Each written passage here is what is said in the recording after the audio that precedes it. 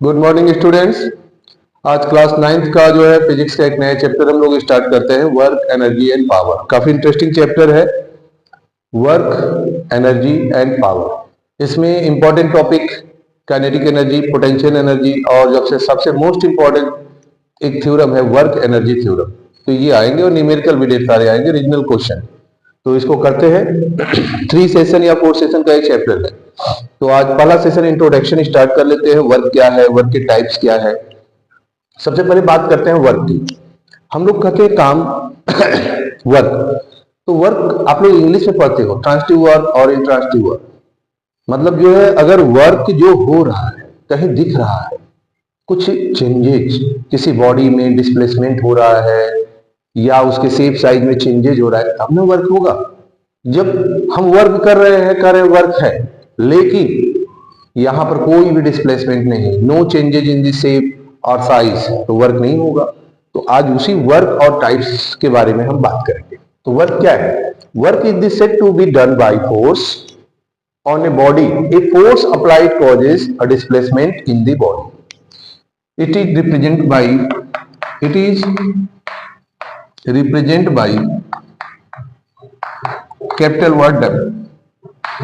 SI unit क्या होती है? इसका फार्मूला है W equal to F S force into displacement. लेकिन हम लोग उसमें एंगल भी इंक्लूड कर लेते हैं, क्योंकि फोर्स आप लगा रहे हो तो फोर्स का डायरेक्शन भी तो होता है। कोई सीधे ऐसे हॉरिजॉन्टल फोर्स लगाता है, जैसे कोई फोर्स लगा रहा है, ये है हॉरिजॉन्टल, ये इसमें है, हम लोग हॉरिजॉन्टल लगा रहे हैं हॉरिजॉन्टल, लेकिन ये ऐसे लगा रहे हैं तो अब कुछ एंगल आया ना, ये बेस और इसके बीच में, तो ये क्या हो गया? ये बेस और ये हाइपोटेनस हो गया। तो बेस और हाइपोटेनस, जहां भी अगर ऐसे बेस है और ऐसे हम यहाँ पर फोर्स लगा रहे हैं इस तरह से, तो इनके बीच का एंगल क्या है? ये बेस है, ये हाइपोटेनस है। तो cos थीटा इनको रिप्रेजेंट करता है। cos theta equal to b by H. तो इस रिलेशन को cos से हम लोग शो करते हैं, तो इसलिए यहाँ पर F S into cos theta हो जाता है। तो कॉस में कुछ वैल्यू भी बताएंगे। कभी कभी जो है हम लोग अगर ऐसे वर्क लगाते हैं, सपोज दैट ये है और ऐसे परपेंडिकुलर, तो कॉस 90 होगा। आप खुद प्रैक्टिकली करके देख लीजिए। ऐसे हम पुश कर रहे हैं, कोई डिस्प्लेसमेंट हो रहा है? नो। तो ये क्या हुआ? कॉस 90 की वैल्यू 0 होती है, और 0 का किसी भी नंबर में मल्टीप्लाई होगा तो रिजल्ट क्या होगा? 0। तो आज उस टॉपिक के बारे में हम लोग स्टडी करते हैं, ठीक है। तो फैक्टर्स, ये W equal to F S cos theta हो गया। एसआई यूनिट क्या होती है? SI unit of work is joule. इसकी एसआई यूनिट क्या होती है? जूल होती है। दो फैक्टर काम करते हैं, फार्मूले में ही देख लीजिए। कभी कभी क्वेश्चन ही आंसर को रिप्रेजेंट कर देता है। W equal to F into S. पहला क्या है? एफ मतलब फोर्स, और दूसरा क्या है? Yes, displacement. दो फैक्टर दिखे, फोर्स एंड डिस्प्लेसमेंट। तो पहला क्या है? Magnitude of applied force. Magnitude of applied force, magnitude of applied force. और दूसरा क्या है? सेकेंड फैक्टर देखते हैं। सेकेंड हमारा यहां पर यस दिया है, डिस्प्लेसमेंट। जिस डायरेक्शन में फोर्स लगाते हैं, कभी कभी उसी डायरेक्शन में ऑब्जेक्ट मूव करता है, कभी उसके अपोजिट करता है, तो उसके टाइप में भी बात करेंगे। लेकिन डिस्प्लेसमेंट एक इंपॉर्टेंट फंक्शन है। तो ये डिस्टेंस ट्रेवल बाय बॉडी, और डिस्टेंस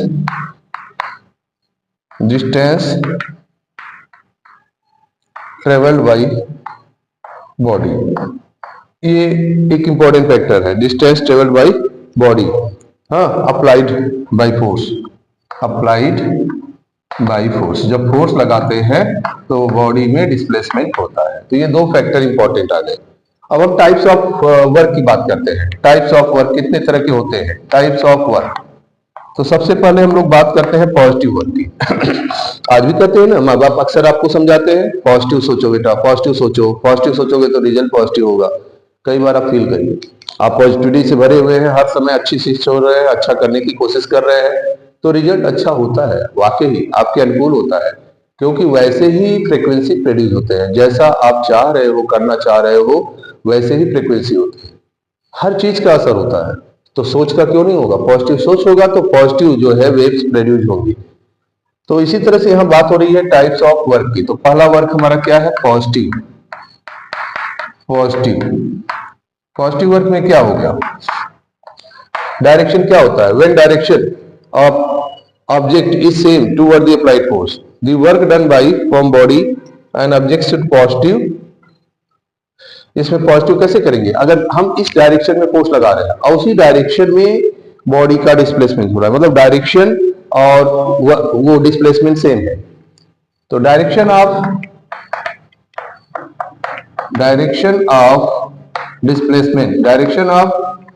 डिस्प्लेसमेंट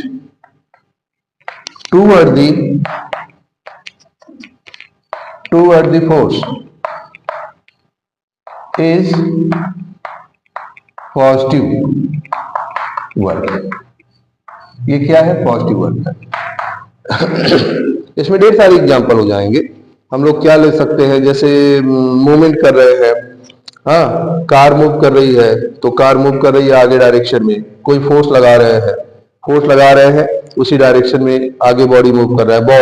बॉल को हमने, जैसे एग्जांपल में क्या हो गया, फुटबॉल, ठीक है, football move in forward direction after hit किया जा रहा है, ये फुटबॉल है और यहां से अगर इसको यहां से हिट किया जा रहा है, ठीक है, तो इसका डायरेक्शन भी तो यही होगा, मतलब हिट इस डायरेक्शन में किया जा रहा है, ऐसा नहीं है कि हिट इधर किया गया और अपोजिट होगा, तो ये सेम डायरेक्शन है, तो ये पॉजिटिव वर्क हो गया। अब इसी तरह से निगेटिव वर्क में आते हैं। सेकेंड पॉइंट है निगेटिव वर्क। निगेटिव वर्क क्या होगा, निगेटिव वर्क में हो जाएगा direction of displacement, the direction of displacement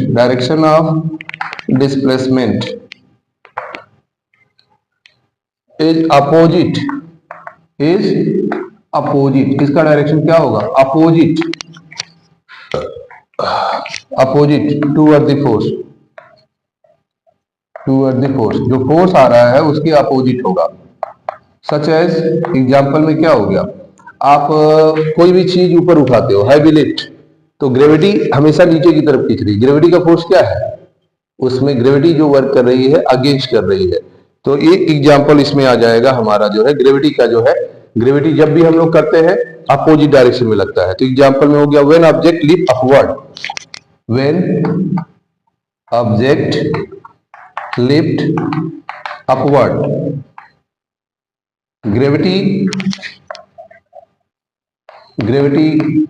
gravity का वर्क किधर होता है, ग्रेविटी किधर वर्क कर रही है, सर्टेन हाइट। यहां पे एक चीज और दे दो, when object lift upward in certain height, एक हाइट भी जरूरी है, सर्टेन हाइट, तो ग्रेविटी वर्क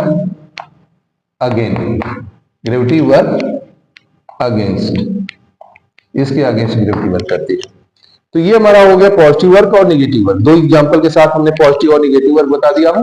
अब एक जीरो वर्क भी बता देता हूं। जीरो वर्क क्या होता है, जब हम किसी, जैसे एक कूली है, वेट लेके सर पे खड़ा है, मूवमेंट नहीं कर रहा है, डिस्प्लेसमेंट है, एकदम डिस्प्लेसमेंट जीरो है, तो उस कंडीशन में वर्क क्या होगा, जीरो। तो यहां पर देखिए एक है टाइप्स ऑफ मैग्नीट्यूड हो गया, फैक्टर हो गया, या टाइप्स ऑफ वर्क को इरेज कर रहे हैं, इसी में जो है हम आपको बता दे रहे हैं जीरो वर्क।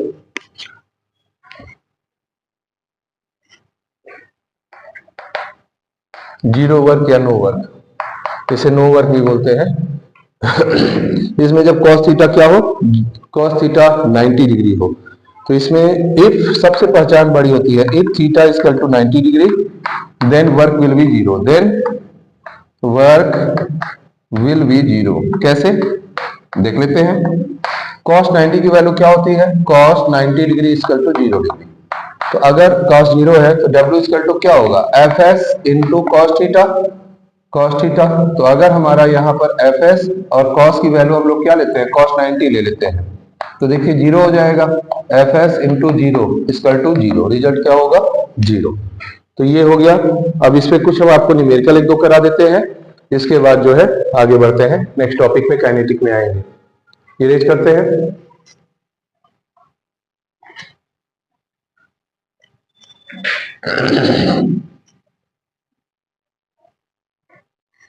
एक क्वेश्चन है, a coolie lift a box question, एक कूली जो है बॉक्स को उठाता है। A coolie lift a box of 15 kg। कूली जो बॉक्स उठा रहा है उसका वेट क्या है? 15 kg from the ground, from the ground height, from the ground height, from the ground height 2 metre. Ground height कितना ले लिया? ग्राउंड हाइट है 2 मीटर, ठीक है। और कैलकुलेट करना है वर्क डन।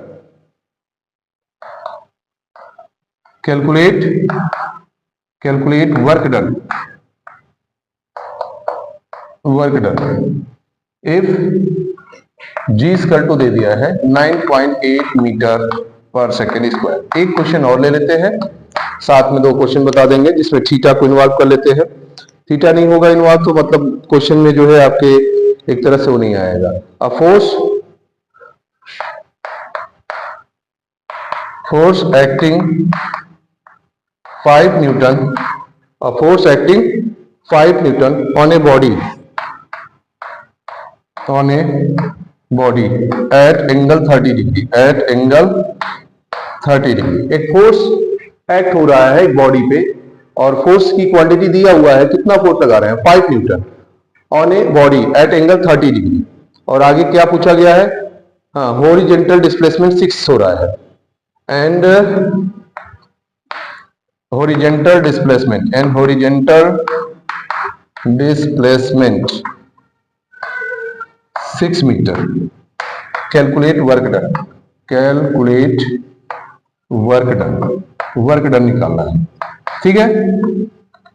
तो सबसे पहले हम लोग सॉल्व करते हैं क्वेश्चन नंबर 1। मास क्या दिया हुआ है? 15 kg और हाइट कितनी है? हाइट कितनी है? 2 मीटर और जी दिया है 9.8 मीटर पर सेकेंड स्क्वायर। पहले एफ निकाल लीजिए। एफ इक्वल टू क्या होता है? M G. एम क्या है यहाँ पर? 15 और जी है 9.8। मल्टीप्लाई करेंगे 15 8 जा 120, हाँ, और 120 का 0 12 कैरी, 15 9 जा 135 और 12 147 पॉइंट लग गया 1 प्लेस पे, ठीक है। तो आपका इतना हो गया, ठीक है। 147 मतलब इसको हम लोग ऐसे लिख सकते हैं 147 न्यूटन। फोर्स हो गया, डिस्प्लेसमेंट है। अब W equal to F S और कॉस थीटा है नहीं तो इसमें थीटा जिसमें नहीं है, थीटा की जरूरत नहीं है। एफ क्या है यहाँ पर दिया गया है 147 और यस कितना है? 2 मीटर। मल्टीप्लाई कर दिया 2 7 जा 14 का 4 1 कैरी, 2 4 जा 8 1 9 और 2 1 जा 2 294 और वर्क की एसआई यूनिट क्या होती है? जूल। तो ये हमारा हो गया 294 जूल, 294, ठीक है। क्लियर? अब क्वेश्चन नंबर 2 करते हैं। ये क्वेश्चन नंबर 1 हो गया, ठीक है। क्वेश्चन नंबर 2 क्या है? क्वेश्चन नंबर 2 में है अ फोर्स एक्टिंग 5 न्यूटन। यहां पर हमारा हो गया एफ दे दिया 5 न्यूटन, 5 न्यूटन और दूसरा क्या है? थीटा इक्वल टू 30 डिग्री, ठीक है। और डिस्प्लेसमेंट दे दिया है यह 6 मीटर। तो हम लोग सीधे सीधे फार्मूला लगाएंगे W equal to F S cos theta. तो एफ क्या है यहाँ पर? 5 और यस की जगह 6 और cos 30 cos 30 की वैल्यू क्या होती है? यहाँ लिख देते हैं cos 30 और अभी हम वैल्यू भी और भी दे देंगे। cos 30 की वैल्यू होती है √3/2, √3/2 ये वैल्यू यहाँ रखेंगे। तो 5 इंटू 6 इंटू √3/2, 2 से कैंसिल हो जाएगा ये, ठीक है। आप यहां भी कैंसिल कर सकते हो, मल्टीप्लाई करके भी कर सकते हो। ये 3 आ गया, 2 3 जा 5 3 जा 15 √3 √3 की वैल्यू चाहो तो रख सकते हो। √3 की वैल्यू होती है 1.73, तो वो हम लोग मल्टीप्लाई कर सकते हैं, इसमें रख सकते हैं, ठीक है। तो यहाँ पर हो गया 15 √3, लेकिन यहीं पर छोड़ दो, रूट में ज्यादा अच्छा है 15 √3 जूल। ये हो गया आपका क्वेश्चन।